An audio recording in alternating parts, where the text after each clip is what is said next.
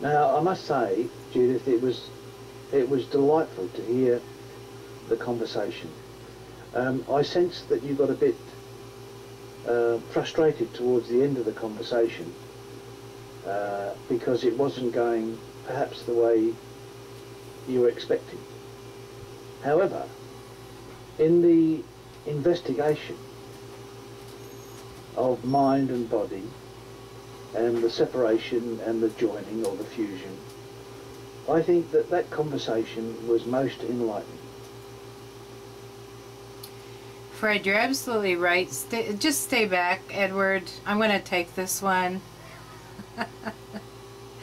I did get frustrated. I was told that by someone here, I will make as little noise as possible. I will stay in the room with the door shut, da-da-da-da-da-da.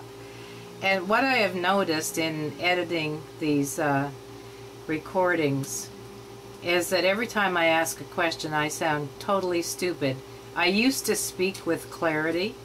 I spoke to people where at the place that they were and was often told, I understand what you're saying and you resonate with me, you've resonated with what I'm trying to say, even though I didn't say it, and that sort of thing. And I listen to myself lately and I can't even understand myself.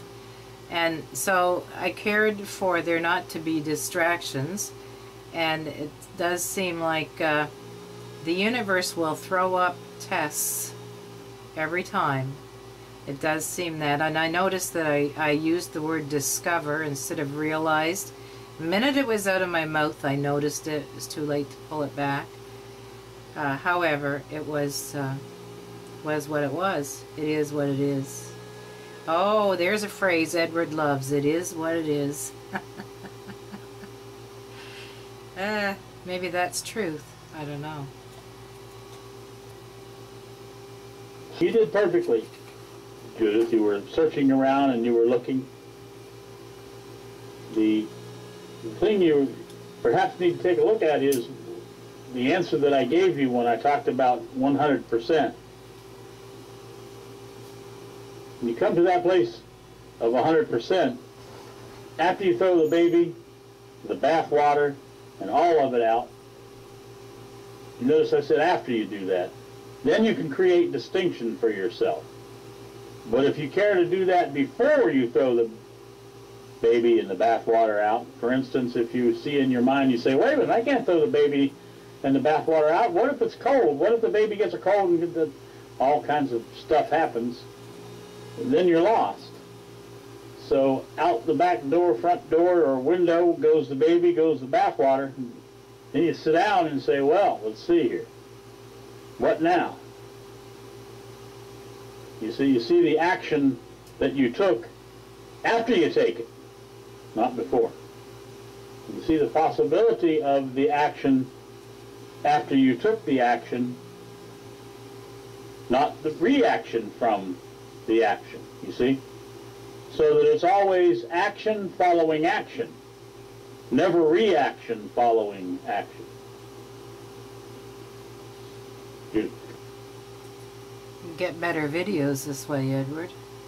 Actually, there was a conversation that took place last night in Brother's room. I went in on the very end of it, and what was being discussed was not nudity, but what was it used in the Adam and Eve story? The word, dang, what is that word? What is that word? What is that word? Pull it in. Can't pull it in. Anyway, and they had to clothe themselves, symbolic of covering self with belief after belief after belief. Layers and layers and layers of clothing, built and built and built and built. And nakedness did come in. There is no such thing as nakedness. Have you ever seen a naked dog or a bird or a fish? They just are. And I see that with the conditioning of this world to suddenly announce that there is no nakedness, look at the word, it's just a belief, it would throw the world into panic, perhaps. Robots into panic, not to mention the clothing industry. Anyway, that time that what I described as the beaver dam blowing was an experience that was similar to what happened when that was spoken, and it was heard with no thought. It was heard, and that's like going back to the very beginning, and it was just like a poof, everything. And for a while it was and maybe still is, Kay could hear it in my voice, I was looking at everything. Nothing is real, everything is a lie. And I thought, how stupid is that? I saw that before, but I didn't see it the way I saw it last night. It was a discovery that happened, and it just blew apart stuff that I thought was gone. As far as I was concerned, prior to that, the baby had been thrown out with the bathwater. Well, it got thrown out again, and you've just mentioned it again. So what baby do you see that still hasn't been thrown out?